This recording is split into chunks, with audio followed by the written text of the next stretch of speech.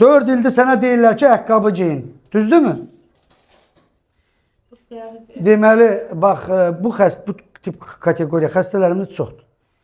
Çoxlarına bax, o kişiyə demişəm, bu ayaqqabıdan geyinir. Yara, deməli, əzilmir. Hə.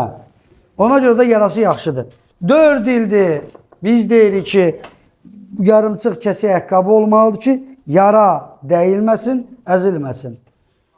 Amma 4 ildə 2 dəfə, 3 dəfə gəlib dəyirlər, dəymirlər, yaranın üstə basıb gəzirlər. Sonra da ağırlaşanda, doktor, mən ölürəm, mən neydim? Yəni, belə şeylər olmaz.